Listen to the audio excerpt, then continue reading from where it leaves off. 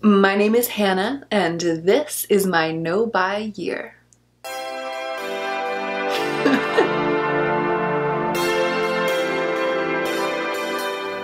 She's purring so hard. I've never heard such a purr. I've been wanting to start a series here on my channel that's similar to Samantha March's Will I Buy It series. A bunch of people have them. So Angela from Sweden has new makeup going on the wish list or not. And I think Lauren May Beauty has like chatting about new releases. I want to do a video talking about new releases and about whether they're piquing my interest or not, whether they're something that I feel like I would buy. Now the catch for my version of this series is that I know I'm not going to buy any of these things. This is my no buy year. So it's not a will I buy it, it's like a would I buy it. Like would I buy it if I weren't on a no buy? So I decided to name my series Do I Want It?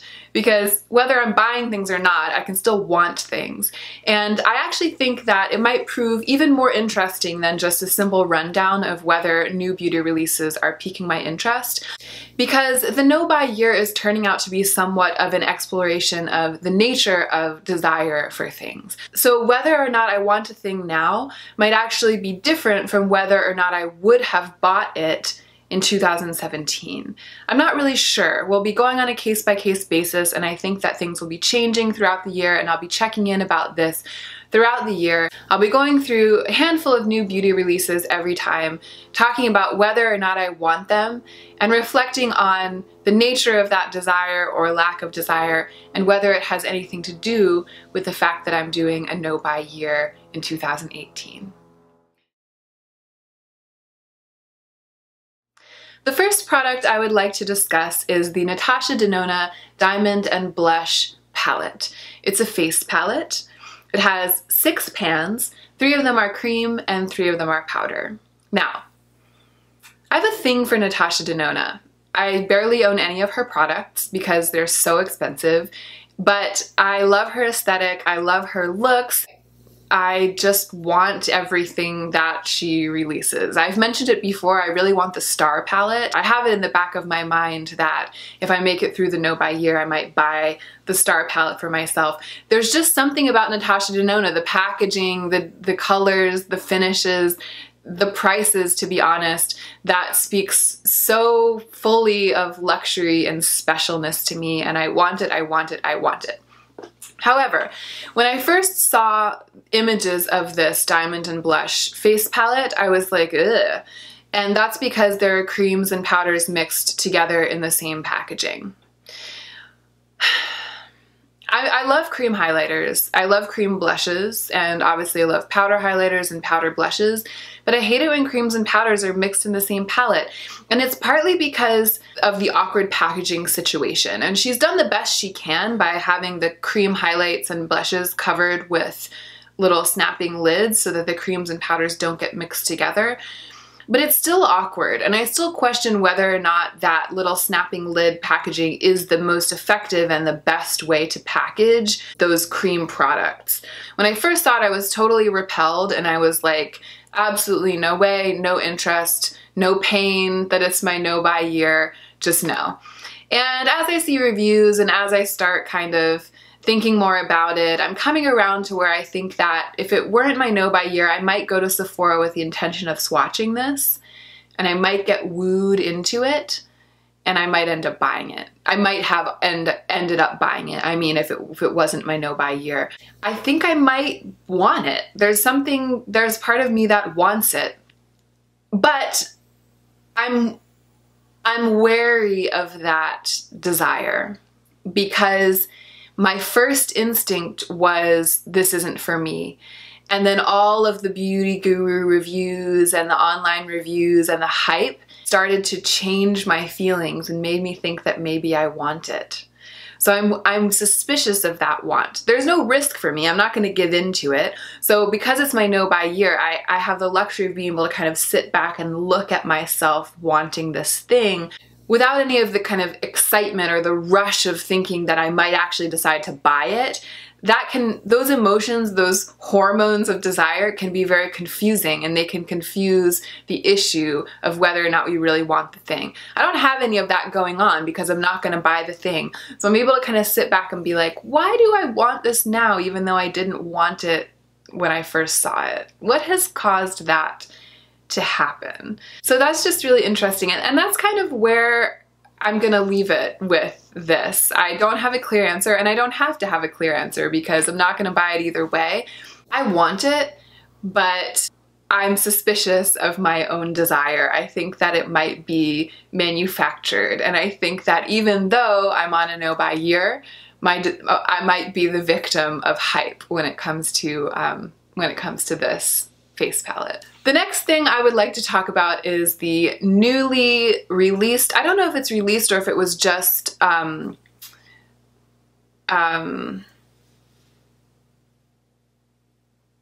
teased. What is it called when they show?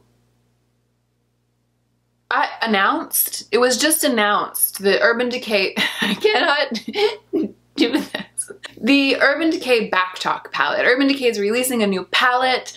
It's like eyeshadows. Is it just eyeshadows or face? So it looks like it's eyeshadows and blushes and a highlight, but it's all folded together with the shadows like facing each other and upside down and just falling out and kissing when you close it, and just no. Like, I can't with that.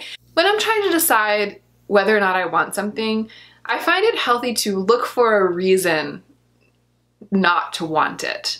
Like, there might be 10 reasons to want it, but if there's one really good reason not to want it, I just go with that.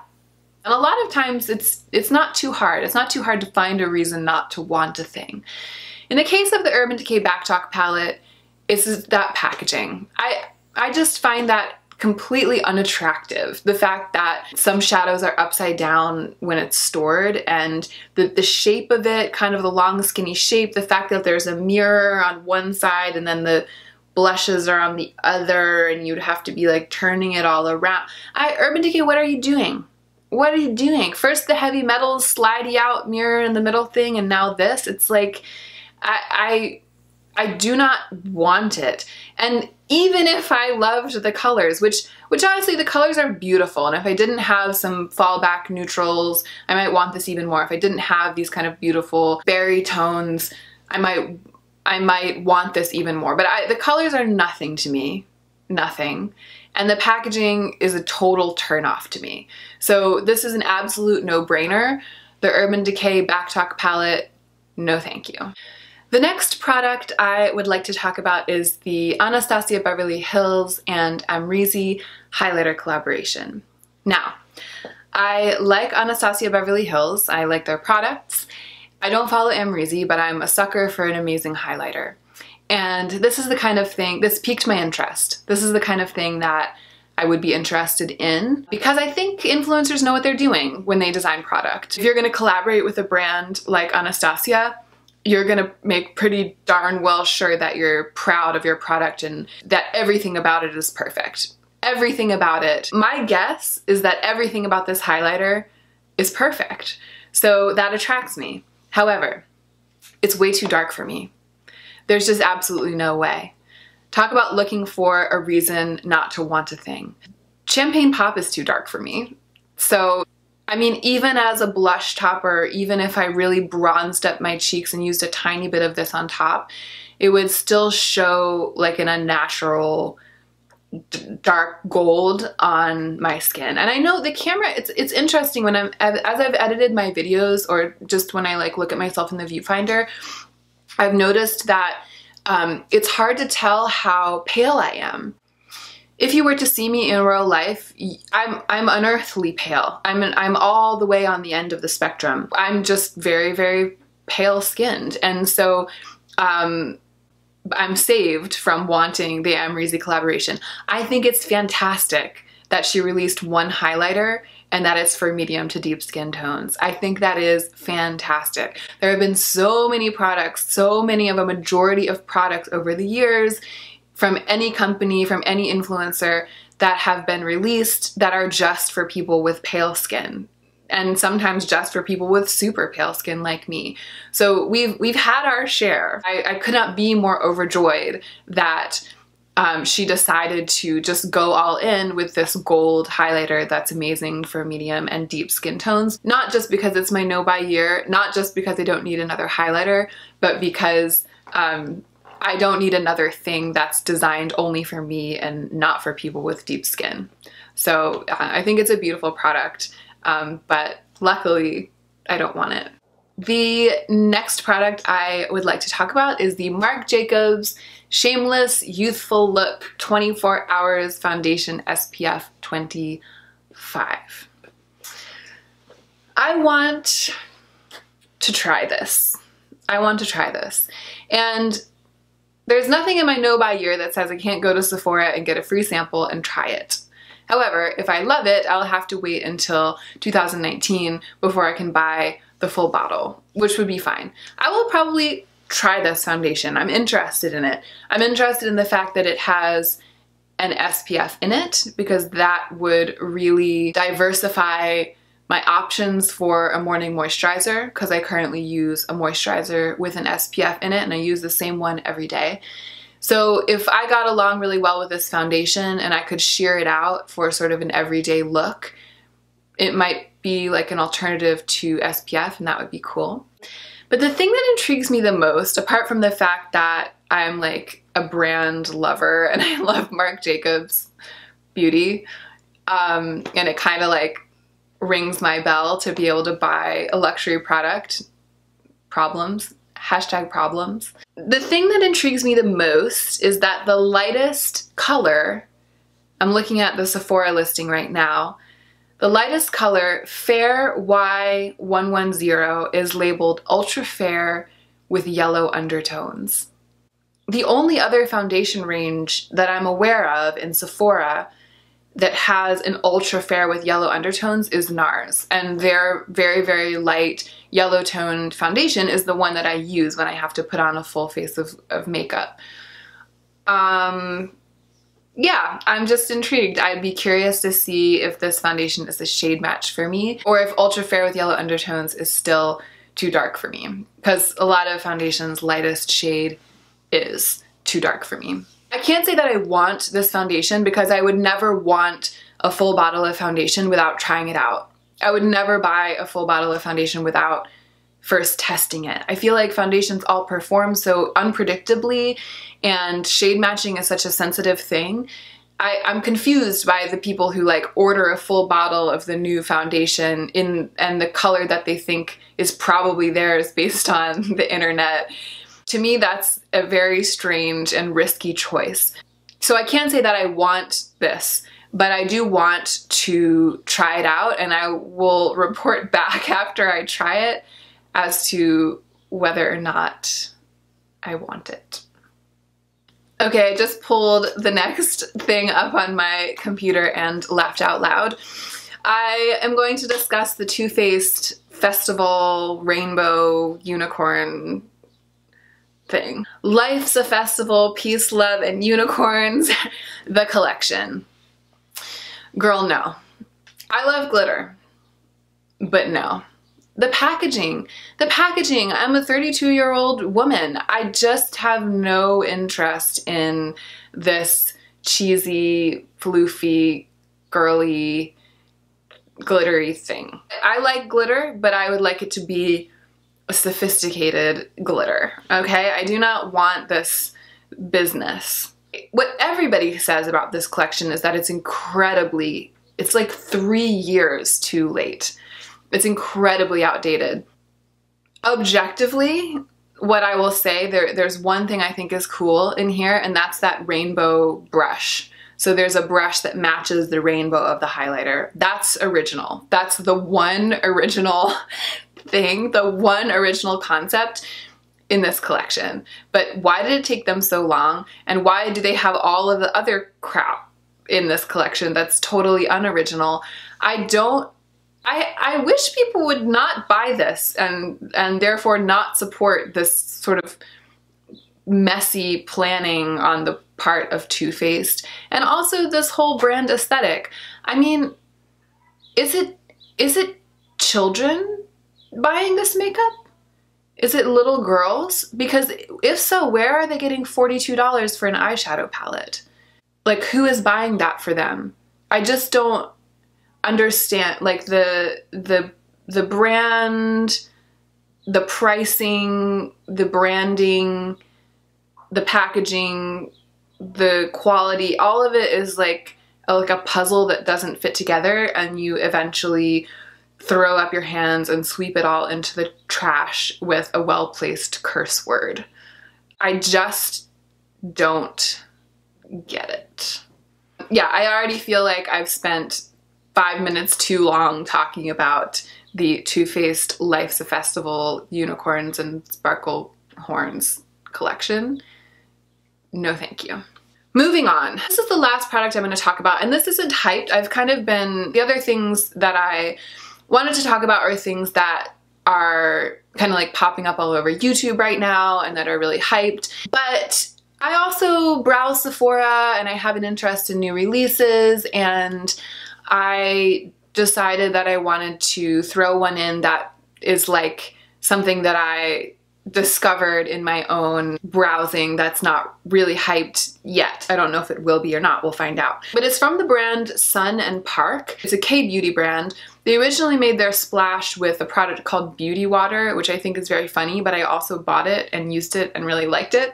I used it kind of in place of a micellar water at my makeup station. I used it to kind of all over my face on a cotton pad to clean up, but I think it has some essential oils in it, maybe some lavender, so it helps. It's a little bit of an astringent as well as doing kind of a gentle cleanse. I really liked it. I felt it was good for my skin, and when I used it up, I went on to something else, but I've always considered repurchasing the Sun and Park Beauty Water. It's also, the bottle so beautiful. It's very elegant, chic, modern looking, and I don't know, I have an interest in this little brand. So the thing that they just came out with, their new product, is called Beauty Filter Cream Glow, and it's in an absolutely stunning little jar, and it says, a lightweight, quick absorbing cream that provides coverage, brightens the skin tone, and primes skin for makeup application. It says it has a bunch of flower extracts in it, which I think is also what was in the Beauty Water that my skin really liked. And it says your skin will look brighter, smoother, and more even, as if you actually put a real life filter on it. Whatever about the filter. The brightening and the evening is the thing that I'm attracted to. If you can't already tell, this is a product that I want to try. This is a product that's intriguing me. And I already have a couple of primers that I'm trying to work my way through. It's going to be a long time before I can buy another primer. And to be honest, there is one primer that I have that is kind of my holy grail ride or die that I don't think I can be without. So when I run out of all my primers, that's the one I'm going to repurchase. There's just not room for this in my no-buy year. There's not room for it in my collection, given that my rules are that I can only purchase one new item to fill the category once the category runs dry. I wouldn't be willing to risk buying a whole jar of this just to try it out and then having to use it up in place of my other good primer in case it's not all it's cracked up to be. The other thing that drew me to it, I just wanted to mention, the reviews so far, it only has 23 reviews, but they're fantastic. Everyone's saying my skin looks amazing, it's illuminating without being over the top. It's just exactly the kind of thing that I'm into. It's exactly the kind of thing that I would buy to try if it wasn't my no-buy year. Maybe like the foundation, if I go to Sephora, I'll get a sample of it and see if I want to replace all of my primers with it once they run out. Anyway, I just wanted to throw it in here and mention it. It's like my feelings about it are reminding me of the old me. Like the old me would be like, oh, this sounds so amazing, I have to try it. Maybe it's better than my current primer, even though my current primer is literally perfect for me. Maybe it'll change my life, even though it's $32. I'm gonna put in my Sephora card. Oh my gosh, I'm so excited. I know exactly what would be happening if it wasn't my no-buy year. And this product is a sharp reminder of what it would be like. At the end of the day, I don't, as Kimberly Clark says, I don't need it. I'm not gonna buy it. I don't need it, and because it's my no buy year, I'm not gonna buy it. So I'm saved. I'm saving myself from myself. And this is a perfect example of a situation in which the no buy year is the instrument of my salvation from acquiring another product that is essentially just redundant in my collection. That's probably nice, but is it gonna be so nice? Is it $32 nice? Is it $32 on top of 3 other primers that I already have nice? Like, probably not. And do I need to find out? No. Like, I would like to find out, but do I need to find out? No. I am very happy to use all of the brain power that I would be using to decide whether or not to purchase this product for other, more important things. There is a huge difference for me between asking myself, will I buy it? Am I going to buy it? Which is what my experience was in 2017 and in the years preceding. And asking myself, do I want it in the abstract? Which is what's going on right now. Am I into it? Am I curious? Do I want it? Those are the questions I'm asking now. But they're all arbitrary. It's a moot point across the board because underlying all of these questions is the knowledge, pure and clear and secure, that I'm not going to buy any of these things. So it's really just an exercise. As I've said before on this channel, it's an exercise in thinking about style. It's an exercise in thinking about my personal style, what I like, what I'm drawn to. An exercise in thinking about style is way less exhausting and way less time consuming than actually trying to decide which of the new releases I'm going to buy. It's just an example, a really, really solid example of one of the ways in which my no buy year has kind of set me free from many of the anxieties of my previous purchasing, shopping lifestyle, and set me free to use my brain and use my energy for other things such as reading, writing, doing my work, having conversations, processing my feelings, and making these YouTube videos, which has been really fun so far. It's been really fun to think about what I want, but to think about it in the abstract, to think about it from the safety of my no buy year. That is it. I hope that you will subscribe to my channel. Come check me out on Instagram. I've been trying to become a more active user of Instagram. It's just Hannah Louise Poston on Instagram. And as always, take extra good care of yourself this week so that you can be the most effective version of yourself as you do your work in the world. Baby, I wanna dance all night, and I wanna get my life, and I wanna get lost in the lights, turn upside down like an hourglass, like somebody made it rain, try to melt that ass, get low.